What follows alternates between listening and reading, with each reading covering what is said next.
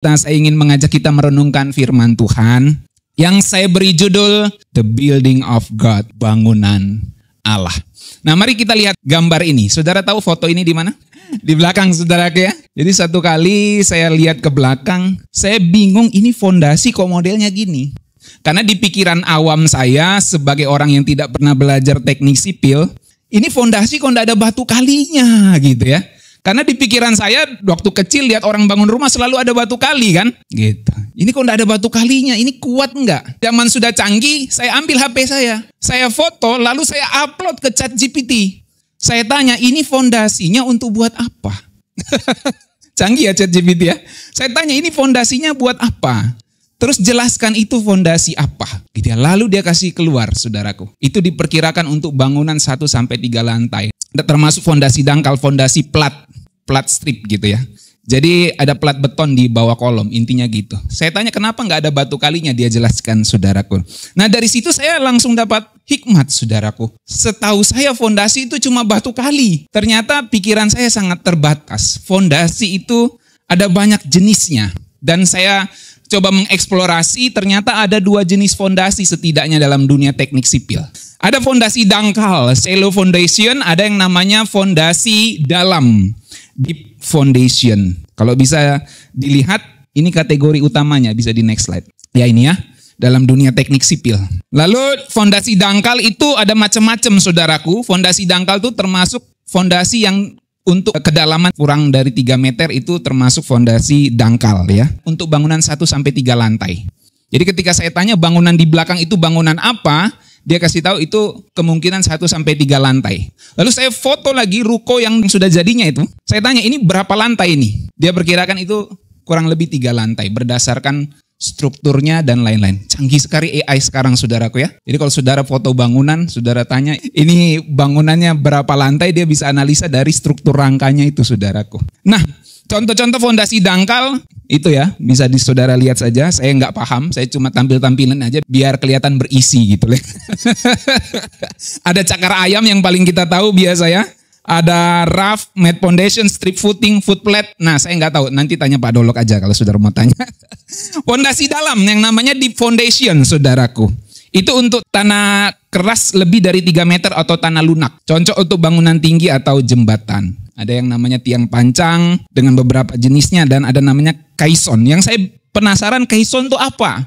Lalu saya coba cari Google dan kelihatan seperti ini saudaraku. Nah jadi kalau di sungai mau dibuat fondasi, dibuat dulu itu kotak besar seperti sumur. Lalu dipasang fondasi. Rupanya itu yang namanya kaison foundation ya. Jadi biasanya untuk di sungai-sungai. Nah saya nggak mau ngomongin teknik sipil karena saya bukan orang di situ. Cuma itu jadi pengantar untuk kita melihat betapa pentingnya sebuah fondasi di dalam sebuah bangunan. Nah saudaraku, 1 Korintus 3 ayat 9 firman Tuhan katakan, kamu adalah bangunan Allah. Menarik dalam terjemahan bahasa Indonesia sehari-hari, saudara-saudara adalah seperti gedung Allah. Semua bilang kiri kanan, kamu gedung. Pertanyaannya kamu diskotik atau apa ini? Kalau hidupmu hura-hura terus jauh dari Tuhan, jangan-jangan kamu gedung diskotik gitu ya. Bukan bangunan Allah, saudaraku. Dalam terjemahan NIV, you are God's building. Dalam terjemahan sederhana Indonesia, kalian masing-masing juga merupakan batu dalam rumah Allah yang sekarang dibangun untuk menjadi tempat tinggalnya. Bilang lagi kiri kanannya, kamu batu. Kita batu dalam rumah Allah, saudaraku. Kita bukan batu yang terbuang dalam pengertian batu yang gak dipakai. Kita batu yang dipakai di dalam bangunan. Saudara tahu batu bata itu kalau dia di luar dia gak ada gunanya. Tapi begitu dia dimasukkan ke dalam sebuah struktur, dia menjadi berguna untuk menutupi setidaknya lubang dan memperkuat struktur yang lain karena saling mengikat. Benar nggak saudaraku? Jadi kalau saudara jadi orang Kristen sendirian, lonely ranger, saudara tidak mau berkomunitas, saya bilang saya sendiri dengan Tuhan kok. Pada akhirnya kan semua kita adalah individual di hadapan Tuhan, berurusan dengan Tuhan. Benar, tapi firman Tuhan nggak sampai di situ saja. Kamu disebut bangunan Allah.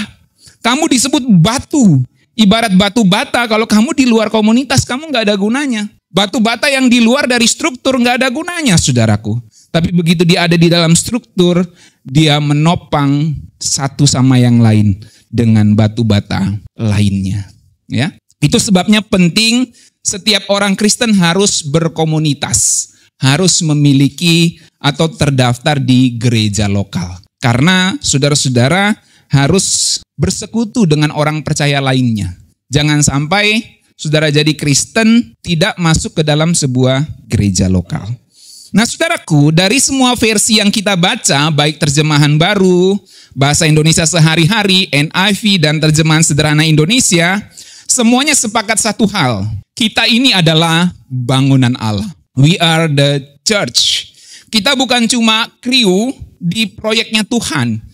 Kita bukan cuma petugas-petugas proyeknya Tuhan dalam pengertian tugas kita punya misi, tapi kita ini adalah konstruksinya. Bilang lagi kiri kanannya, kamu konstruksinya. Ya, jadi sudah banyak macam nih saudara ya. Udah batu, udah bangunan gitu ya, gedung. Sekarang kamu konstruksinya. Kita adalah bagian dari struktur yang Tuhan sedang bentuk, saudaraku. Jadi believe or not, memang Alkitab ajarin kita ini. Kita nggak bisa jadi orang Kristen yang sendirian. Kita harus jadi orang Kristen yang berkomunitas. Kita jadi orang Kristen yang terikat atau masuk di dalam sebuah struktur bangunan, konstruksi yang sedang dibentuk oleh Tuhan. Bilang kiri kanannya lagi, jangan jadi batu bata yang sendirian. Ya, kita harus masuk dalam struktur, saudaraku ya. Struktur bangunan Allah. Nah saudaraku, metafora the building of God ini ngajak kita untuk merenungkan bahwa kalau hidup kita ini adalah bangunan. Jadi kalau kita hidup kita bangunan, kita kan nanyain gini saudara, seperti apa sih konstruksinya? Sebuah bangunan kalau kita lihat dalam pemikiran teknik sipil dan arsitektur, kita akan nanyain seperti apa sih konstruksinya? Apakah fondasinya kuat? Hitung-hitungannya gimana ini? Kalau fondasinya kayak gini, bisa nggak 3 lantai? Bisa nggak 2 lantai? Bisa nggak 1 lantai? Atau jangan-jangan untuk 1 lantai pun nggak worth it. Karena memang tidak kuat fondasinya. Lalu apa material, bahannya, campurannya gimana? 1:3, semen 1 ember, 3 pasir? Atau untuk yang keras harus 1:1? Jadi materialnya apa? Semennya gimana? Apakah ada obat-obat pengerasnya dan lain-lain saudaraku? Apakah materialnya tahan uji? Dan kira-kira proyek ini arahnya kemana ini? Kalau kita lihat ke belakang, pembangunan itu proyeknya ke arah mana ini? Udah jelas ada perumahan, ada ruko. Arahnya kemana ini? Mau dibuat apa, saudaraku ya? Jadi itulah yang kita pikirkan kalau kita melihat diri kita sebagai bangunan Allah, saudaraku. Nah, mari kita lihat beberapa hal, tepatnya 3 hal saja yang saya ingin bagikan tentang the building of God ini. Bangunan Allah. Yang pertama, Jesus the ultimate foundation. Yesus adalah fondasi utama kita. Amin. Jadi kalau kita ini bangunan, fondasi kita itu bukan kaki kita sendiri. Fondasi kita itu adalah Kristus.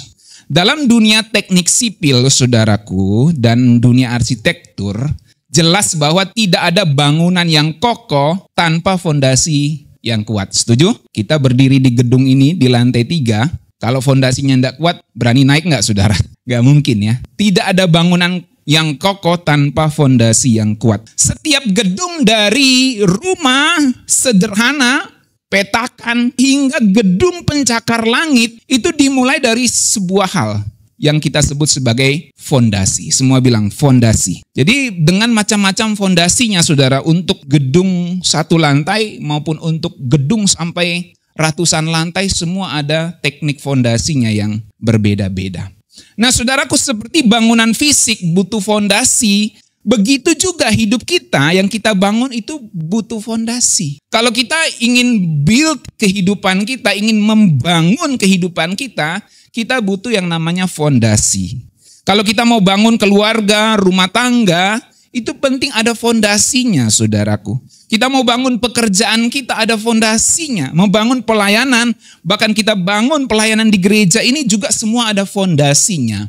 Dan fondasinya itu harus kuat dan strong. Kalau pasangan pria dan wanita ingin masuk ke rumah tangga, dia harus punya fondasi. Makanya kadang diberikan konseling pranikah. Bukan kadang, memang harus diberikan konseling pranikah. Itu menjadi fondasi untuk dasar dia masuk ke rumah tangga yang baru. Nah saudaraku, hari ini kita ngerayain 20 tahun pelayanan ini berjalan. Ini bukan cuma soal jumlah umur, jumlah angka 20 di depan ini saudaraku. Tapi apakah selama ini kita bangun di atas sesuatu yang tahan uji? Atau kita cuma sekedar ikut tren dan gampang rubuh akhirnya saat gempa atau badai itu datang. Dalam 20 tahun pelayanan ini ada beberapa gembala hamba Tuhan yang sudah melayani saudara, terutama yang lama. Dan untuk yang baru juga saudara datang ke tempat ini. Ada yang datang dan pergi, bahkan ada yang belum setahun bergabung dengan kita. Ada yang baru beberapa tahun bergabung dengan kita. Dan ada juga yang pergi. Ada yang cuma lewat, datang, pergi lagi. Jadi inilah dinamika pelayanan di gereja, saudaraku. Apalagi kalau di gereja kecil seperti kita ini kelihatan banget. Kalau satu nggak datang kelihatan banget. Beda dengan gereja-gereja mega church yang besar. Mau satu orang nggak datang nggak kelihatan, saudara. Nggak ngaruh gitu. Kalau di sini satu nggak datang, apalagi satu keluarga nggak datang, berasa, saudara ya. Jadi sedikit gitu. Itulah dinamika pelayanan ini, saudaraku. Tetapi setiap badai, setiap ujian, setiap gempa yang ada, itu tetap membuat kita kuat karena fondasi kita adalah fondasi yang kuat dan tahan uji. Amin. Nah saudaraku, sebagai bangunan Allah, kita ini dibangun di atas fondasi yang kuat, yaitu Yesus Kristus. Dalam 1 Korintus 3 ayat 11, kita baca sama-sama. 1, 2, 3.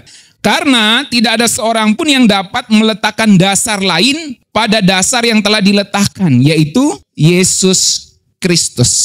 Dalam terjemahan sederhana Indonesia, mari kita baca lagi. 1, 2, 3. Jangan sampai ada yang membangun di atas dasar lain. Satu-satunya fondasi kita hanyalah Yesus Kristus. Saudaraku, perhatikan ini. A building is only as strong as its foundation. Sebuah bangunan cuma sekuat fondasinya. Betul? Sebuah bangunan kuat atau tidaknya itu nggak usah lihat tiangnya dulu. Lihat yang paling dasarnya, yaitu fondasinya. Fondasi itu menentukan stabilitas seluruh struktur bangunan. Makanya kalau bangunan itu runtuh dari fondasinya, itu benar-benar hancur semuanya, saudaraku. Kalau dia runtuh dari tiang tertentu, belum tentu semuanya hancur karena fondasinya masih bisa tetap kokoh. Tapi kalau fondasinya udah hancur, itu hancur, benar-benar hancur, saudaraku. Jadi fondasi itu menentukan stabilitas seluruh bangunan. Saya kasih analogi dari dunia matematika. Dalam matematika, kalau kita salah naruh angka di awal rumus, hasil akhirnya pasti salah, saudaraku. For simple, pakai kalkulator saja, kalau kita salah tekan angkanya, ngitung-ngitung tagihan, salah taruh satu angka, saudara, itu berpengaruh ke semua angka lainnya. Hasil akhirnya pasti salah. Dalam rumus matematika, kalau kita salah taruh angkanya, semuanya salah ke bawah. Walau langkah-langkahnya benar, jadi langkah-langkahnya benar, caranya benar, tapi salah nulis angkanya, itu bisa salah hasilnya, saudaraku. Dan itu pernah terjadi sama si Aweng ini. Waktu saya pernah ajar dia matematika, ini caranya benar, tapi kok hasilnya beda. Ternyata saya cek-cek, oh ada angkanya yang salah dia taruh, saudaraku. Dia ngerti jalannya, tapi angkanya dia tulis salah, gitu ya. Membuat bapak pendetanya ini murka, gitu. Kok bisa salah? Rasanya benar, kok bisa hasilnya beda, gitu ya. Ternyata angkanya salah dia taruh, saudaraku. Nah, sama seperti itu, saudaraku. Hidup ini, kalau fondasi kita bukan Kristus, semua kerja keras kita bakal melenceng dari tujuan kekal. Kalau fondasinya sudah bukan fondasi yang benar, bukan ultimate foundation, maka nanti arah kekekalan kita akan berbeda. Jadi penting untuk meletakkan dasar fondasinya adalah Yesus Kristus. Oke, kita coba perluas contohnya.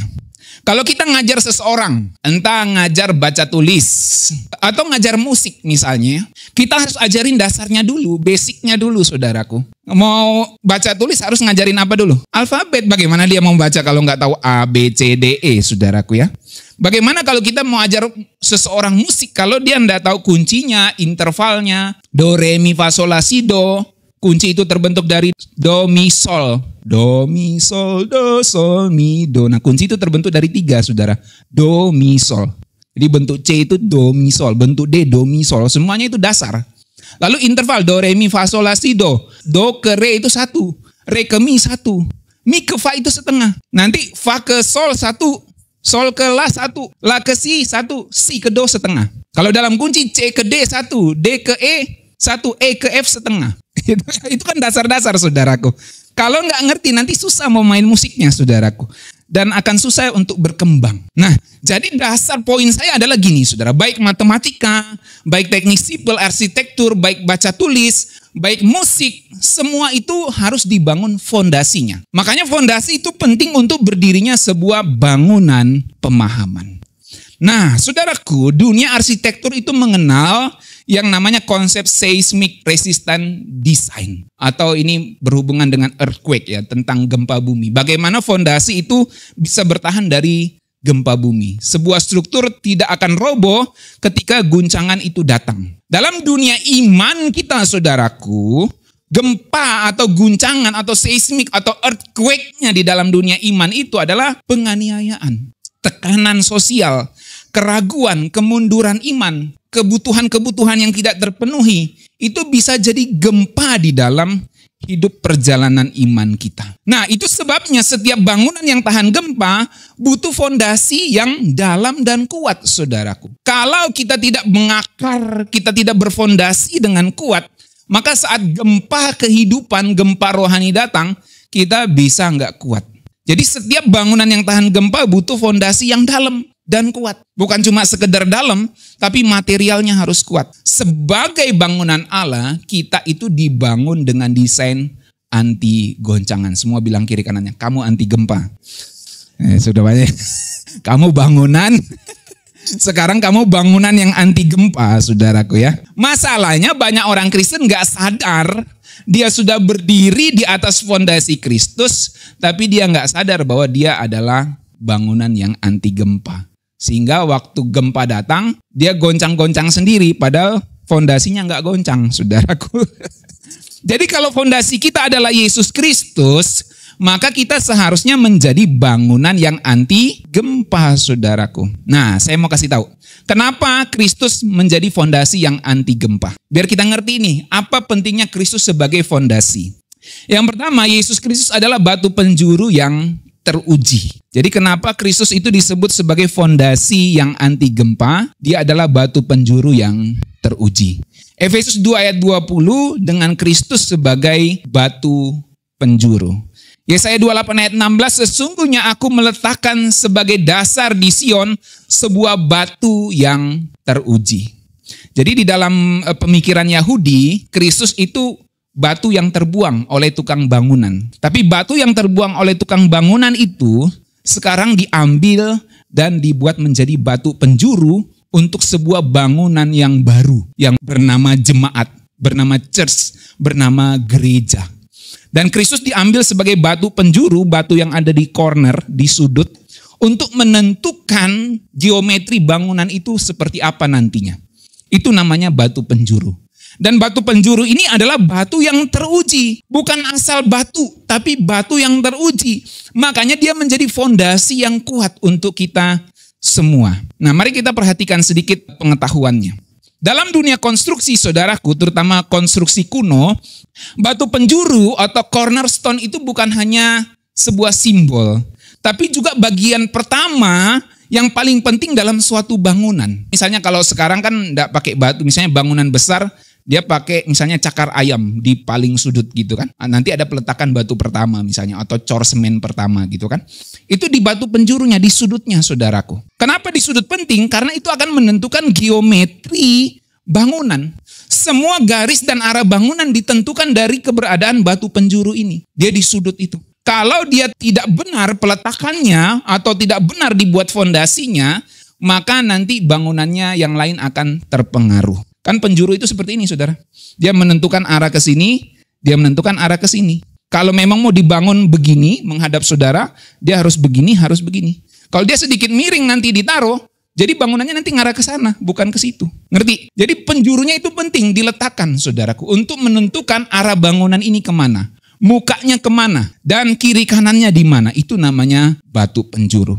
Yesus sebagai batu penjuru berarti dia adalah acuannya. Semua bilang acuan. Dia patokan. Ini bangunan mau dibawa ke arah mana. Itu namanya batu penjuru. Batu penjuru itu menentukan kekuatan dan arah pertumbuhan hidup kita. Namanya fondasi pertama, batu pertama itu harus kuat. Kalau nggak kuat, dia nggak bisa akan menjadi penentu dari struktur yang lainnya.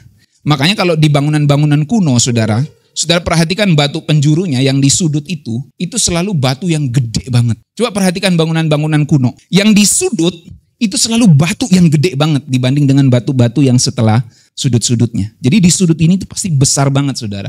Nanti di lainnya itu bisa agak kecil. Saudara bisa paham? Itu namanya batu penjuru. Dia harus kuat dan dia menentukan arah pertumbuhan dari bangunan itu. Nah, saudaraku, apa implikasinya buat hidup kita?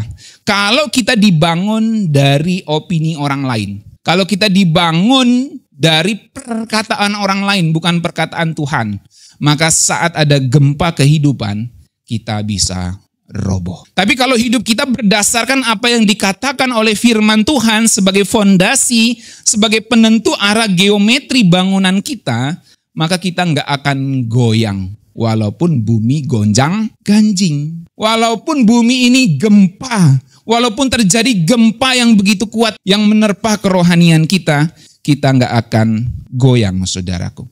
Karena Kristus batu penjuru, juga batu penjuru yang teruji. Makanya dia menjadi fondasi yang kuat. Yang kedua, kenapa Kristus itu menjadi fondasi yang kuat? Mengapa dia menjadi the ultimate foundation? Karena Tuhan Yesus itu menanggung beban terberat kita, saudaraku. Jadi dalam sebuah fondasi dia akan ditentukan ini bisa menanggung beban berat seperti apa.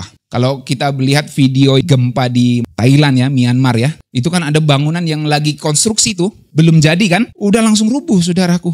Itu gimana kalau dia sudah bebannya lebih berat? Saya cerita-cerita sama Pak Dolok bilang, itu harusnya kuat gitu ya. Tapi masih kosong-kosongan begitu pun masih konstruksi tanpa kaca, tanpa besi-besi yang lain untuk jadi finishingnya. Itu belum, karena finishing juga berat, saudaraku, kaca-kaca. Tapi dia sudah rubuh, gempa. Jadi menunjukkan bahwa bangunan itu memang tidak tahan gempa. Apalagi kalau sudah tambah beban berat lagi, ada finishing kaca, finishing konstruksi besi, aluminium atau apapun baja yang digunakan, itu jadi tambah berat. Jadi kalau gempanya ada, pas dia sudah begitu, lebih ngeri lagi nanti rubuhnya, saudaraku.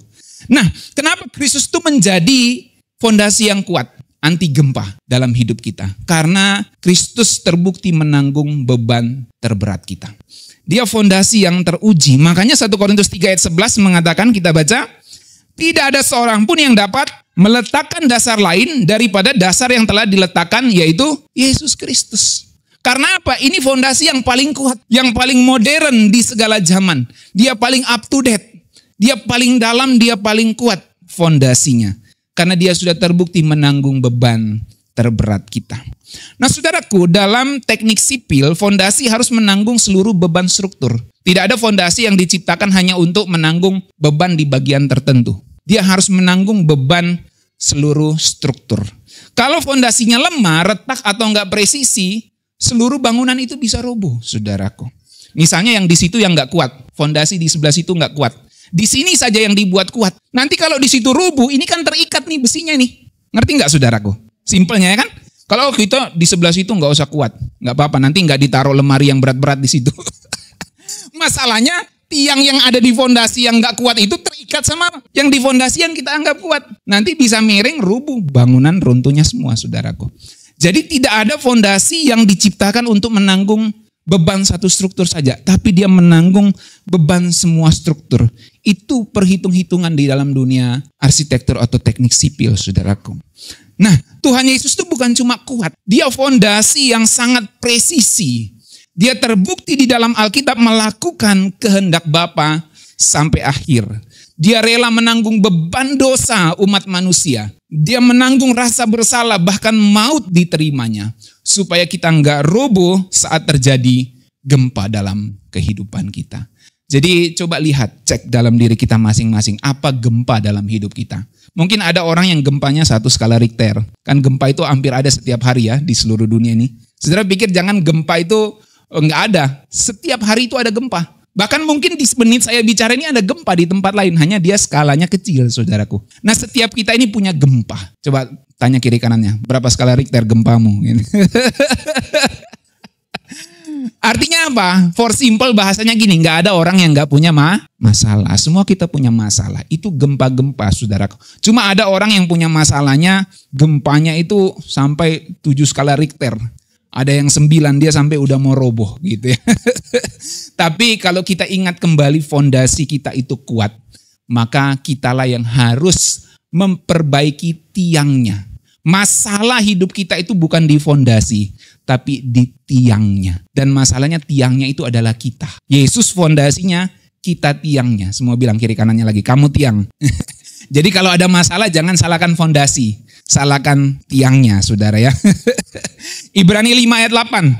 Dan sekalipun ia adalah anak, ia telah belajar menjadi taat dari apa yang telah dideritanya. Dan sesudah ia mencapai kesempurnaannya, ia menjadi pokok keselamatan yang abadi bagi semua orang yang taat kepadanya. Artinya dalam bahasa lainnya Kristus menjadi fondasi. Dia menjadi pokok keselamatan. Artinya dia jadi fondasi di mana kita bisa dibangun di atasnya.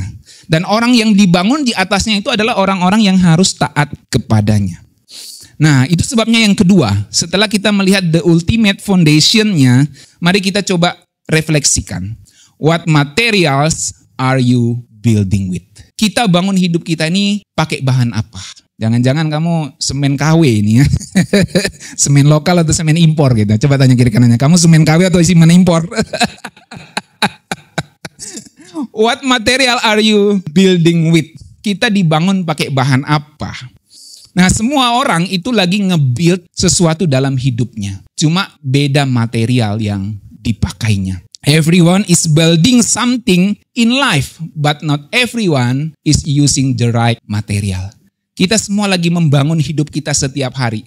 Masalahnya, kadang kita ambil material yang gak benar dalam membangun kehidupan kita. 1 Korintus 3 ayat 12-13.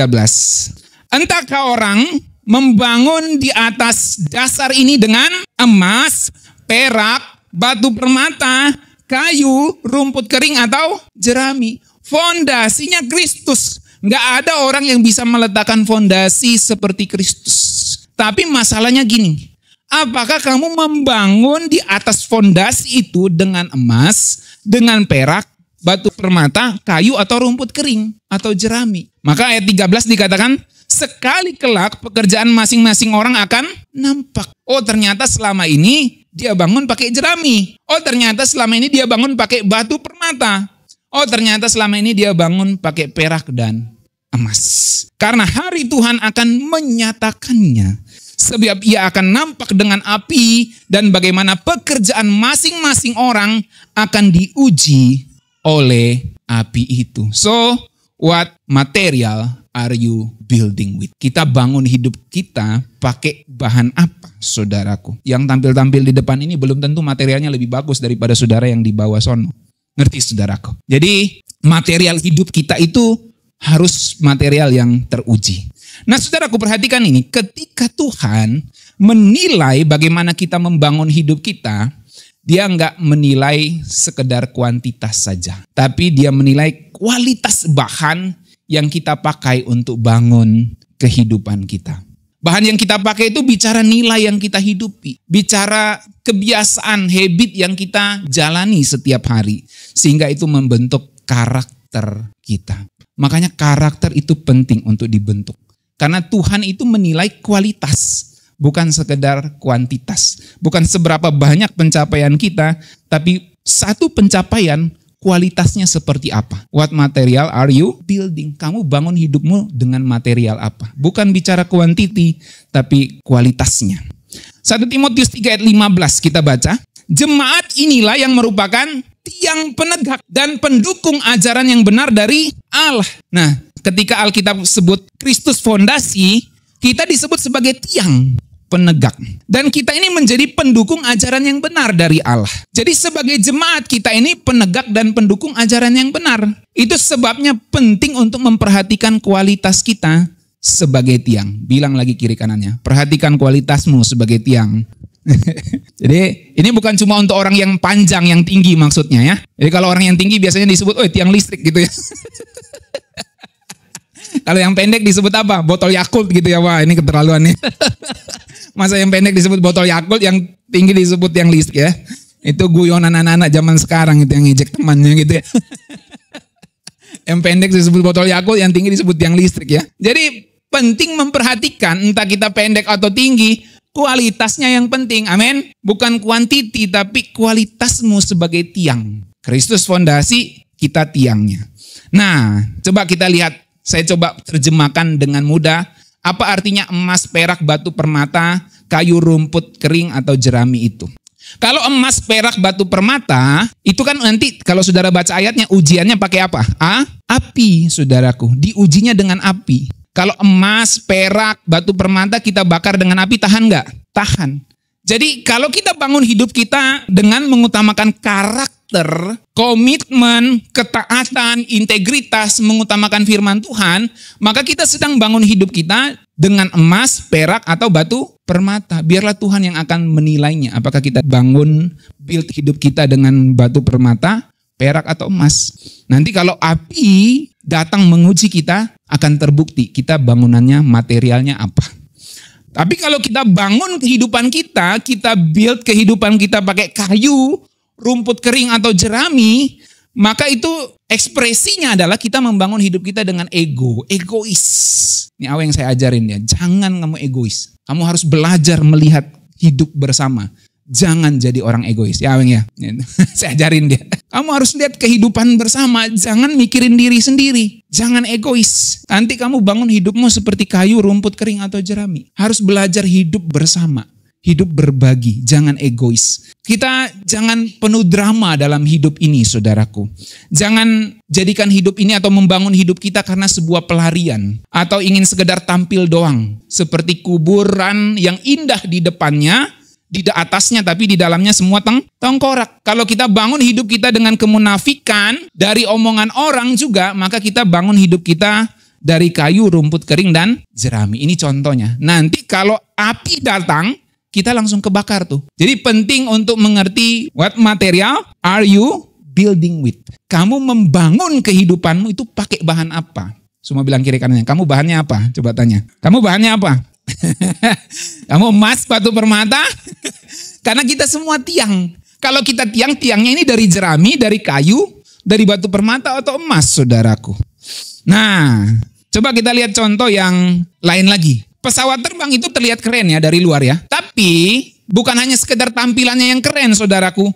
Bahan dalam mesin dan bodinya itu yang nentuin. Apakah dia bisa tahan terhadap tekanan di atas langit. Tekanan udara itu kan tinggi, saudaraku. Kalau material pesawat itu nggak kuat, wah bisa hancur dia di atas, saudaraku. Apalagi kalau kapal selam, tekanan air yang kuat, dia nggak bisa pakai bahan aluminium gitu.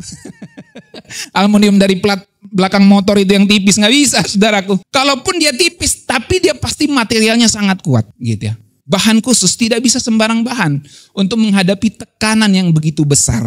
Jadi kalau kita mau kuat menghadapi tekanan, pressure dalam kehidupan kita, pastikan material kita kuat, saudaraku. Kita bisa kelihatan aktif dan bagus, tapi apakah kita isi hidup kita dengan karakter, dengan komitmen, dengan iman, ketaatan, integritas, dan lain-lain. Apa gunanya nilai akademik kita bagus, tapi kalau karakter kita nggak bagus. Tapi bukan berarti kita asal-asalan, kita harus bagus di nilai akademik. Tapi yang terpenting, utama dari semua itu harus karakter. Amin, mahasiswa. Ya, indah ya. Hidup mahasiswa. Sisil ya, karakter harus bagus, itu paling utama, saudaraku. Semua kita ya yang masih pelajar, ingat, karakter itu penting. Akademik kamu capai semaksimal mungkin. Tapi yang lebih penting dari semua itu karakter kita. Kejujuran, komitmen kita, ketaatan kita, integritas kita. Itu yang paling penting, saudaraku. Hidup kita bukan soal seberapa banyak yang kita bangun. Tapi seberapa bernilai bahan yang kita pakai. Kita bisa punya pencapaian yang tinggi. Tapi pertanyaannya apakah yang kita capai itu bakal tahan uji atau enggak, saudaraku. Mungkin kita jadi bangunan dari kayu yang tinggi, banyak gitu ya. Tapi apakah itu tahan uji waktu api datang? Jadi coba kita evaluasi, kita coba tes evaluasi, saudaraku. Bagaimana kita tahu material kita itu dari apa? Saya coba permudah. Yang pertama, kita invest waktu kita buat apa? Kalau kita scroll medsos, memang bisa bikin kita update. Tapi apakah kita menjadi grow dengan scroll medsos, saudaraku? Are you feeding your mind with truth or trend? Jadi kita jangan bangun hidup kita hanya dengan tren. kita harus bangun hidup kita dengan kebenaran. Amin. Jadi bukan berarti scroll media sosial nggak boleh. Tapi kalau waktu kita banyak invest di situ, ya kecuali memang kita tugasnya sebagai surveyor, analis data ya, tentu harus banyak melihat hal-hal itu. Tapi kalau kita banyak invest untuk sesuatu yang tidak membuat kita grow, membuat kita bertumbuh, maka kita sedang membangun hidup kita hanya berdasarkan tren, bukan berdasarkan kebenaran. Jadi untuk tahu kita ini kayu, api, jerami, emas, batu permata, atau perak, kita invest waktu kita buat apa. Yang kedua, kita isi hati dan pikiran kita sama apa. Karena itu akan membentuk material yang membangun tiang penopang dalam hidup kita. Firman Tuhan itu seperti emas, berharga dan membangun kita dari dalam. Tapi kalau kita isi hati kita dengan kebencian, dengan berbagai emosi negatif, kita seperti sedang membangun hidup kita pakai jerami. So what fill you, form you. Jadi apa yang engkau isi dalam hidupmu, apa yang engkau konsumsi setiap hari akan ngebentuk siapa kamu. Sama seperti kita mau bodybuilding, mau bangun tubuh kita saudaraku, apa yang kita isi ke tubuh kita akan ngebentuk siapa kita. Kalau saudara ngisinya banyak karbo, ya maka siap-siap meleduk perutnya.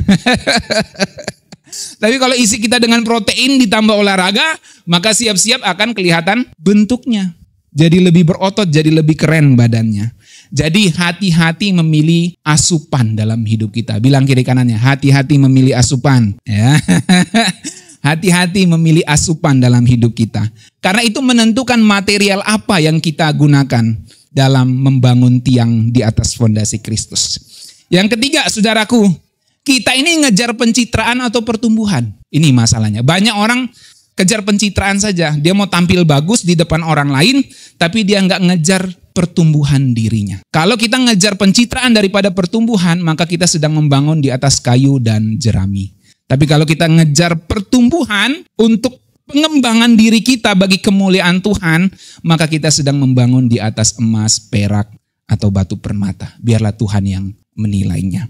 Jadi tampil sempurna di luar belum tentu kuat di dalam. Benar nggak saudara? Banyak orang yang bisa dipoles dengan make up, dipoles dengan gaya public speaking, kelihatan bagus. Padahal hatinya rontok di dalam. Seperti lagu kan? Dalam tawa mereka tersimpan duka. Jadi saudara nih bisa ketawa-ketawa, di dalam hati saudara tersimpan duka. Banyak earthquake, banyak gempa bumi rohani yang terjadi dalam hidup kita, saudaraku. Jadi kita ini ngejar pencitraan atau pertumbuhan. Tuhan lebih peduli sama fondasi dan bahan yang dipakai daripada tampilan luar yang kece. Ya. Jadi memang di depan manusia ya sedapat-dapatnya kita tampil bagus. Tapi yang lebih penting adalah kita tampil bagus di hadapan Tuhan. Amin. Kalau saudara lihat satu renungan yang pernah saya sampaikan, apa gunanya kita berotot besar tapi kerempeng secara rohani? Semua bilang jangan kerempeng rohani.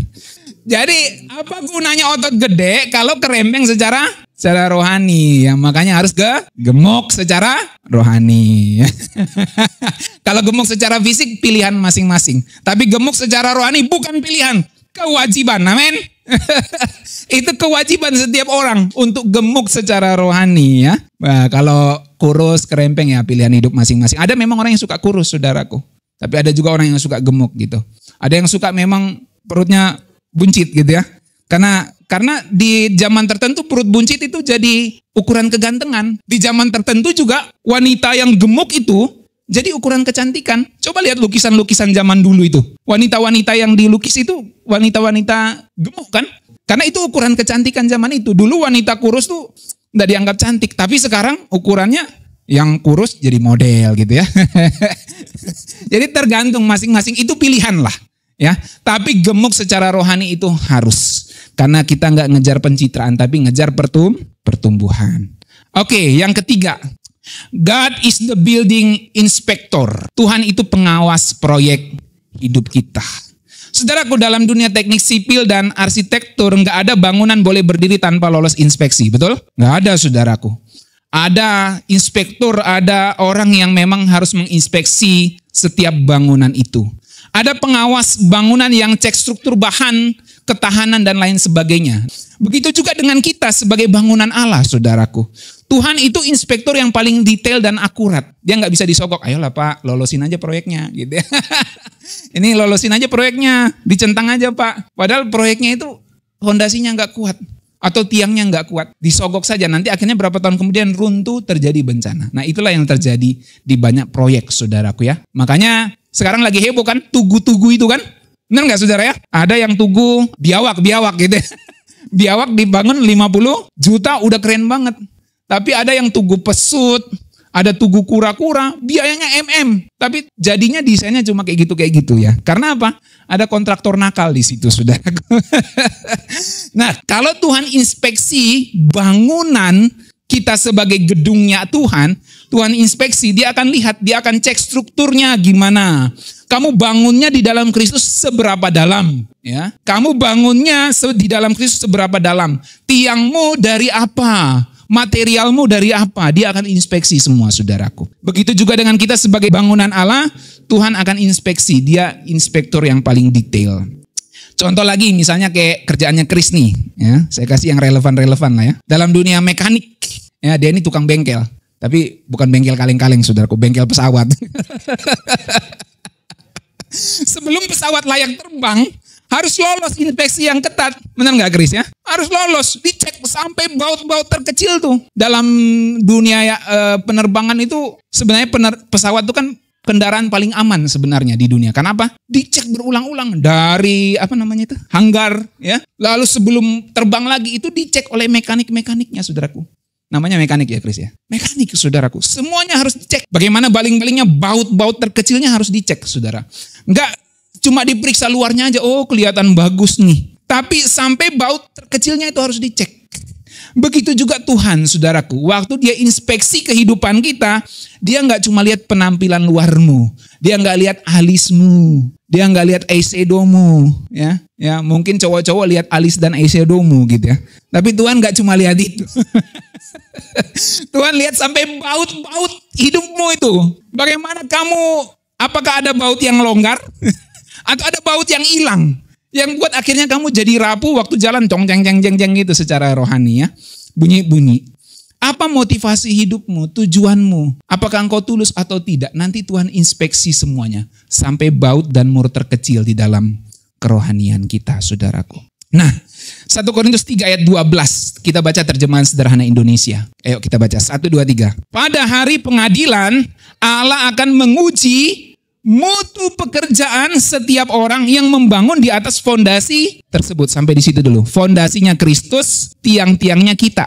Kita yang bangun tiangnya. Lalu Allah akan menguji mutu pekerjaan setiap orang. Bukan fondasinya yang diuji, mutu pekerjaanmu yang membangun di atas fondasi. Lalu saat itu akan terlihat, baca, apakah bahan bangunan yang mereka pakai tahan uji atau tidak. Kalau orang membangun di situ dengan bahan yang tahan uji seperti emas, perak atau batu permata, hal itu akan terbukti. Dan kalau orang membangun dengan bahan yang bersifat sementara seperti kayu, rumput atau jerami, hal itu juga akan terbukti. Karena pada hari pengadilan, pekerjaan setiap orang akan diuji dengan api. Jadi dengan apa kita membangun kehidupan kita, saudaraku? Tuhan bukan cuma lihat tampilan luar. Tuhan akan ngecek sampai ke dalam, sampai ke fondasi bahkan motivasi hidup kita. Kita bisa lolos dari mata manusia, tapi kita nggak bisa lolos dari auditnya Tuhan. Bilang kiri kanannya, kamu nggak bisa lolos dari auditnya Tuhan. Ya, mungkin saja dari auditnya Chris sama Pak Dolok ya di dalam bidangnya masing-masing, atau auditnya penilaian seperti guru gitu ya, bisa aja kita lolos, saudaraku. Tapi dari auditnya Tuhan kita nggak akan lolos. Tiap detik hidup kita akan masuk dalam audit rohaninya Tuhan. Ini bukan buat nakutin kita, saudaraku, tapi buat ngingetin kita bahwa kita hidup ini punya nilai yang kekal. Amin, saudaraku. Dan yang terakhir sebagai kesimpulan, kita adalah the building of God. Kita adalah bangunan Allah, gedungnya Tuhan. Kita belajar yang pertama, Kristus adalah the ultimate foundation. Dia fondasi utama kita. Yang kedua, kita bangun hidup kita pakai bahan apa? Dan yang ketiga, Tuhan itu pengawas dari proyek bangunan kita, saudaraku. Jadi closingnya adalah kita ini bangunan Allah, seberapa dalam fondasi kita di dalam Kristus. Seberapa kita mau menancapkan diri kita ke dalam Kristus. Lalu seberapa berkualitas material hidup yang kita pakai untuk membangun di atasnya, saudaraku. Dan seberapa kita siap diinspeksi dan diaudit oleh Tuhan suatu hari nanti. Kalau kita bangun dengan kejujuran, dengan tidak markup harga, kalau kita bangun dengan integritas, maka kita nggak takut diaudit. Benar nggak? Orang-orang yang takut diaudit adalah orang-orang yang memang pada dasarnya sudah main curang dari awal. Tapi kalau kita hidup bersih di hadapan Tuhan, saudaraku, kita nggak takut diaudit oleh Tuhan suatu hari nanti. Gembala saudara bisa lolos mengaudit saudara. Istri saudara bisa lolos audit saudara. Suami saudara bisa lolos audit saudara. Anak-anak, orang tua bisa lolos audit kita. Tetapi Tuhan tidak bisa disogok. Tuhan tidak bisa dibohongi. Dia akan audit suatu hari nanti seluruh bangunan hidup kita. Mari kita doa.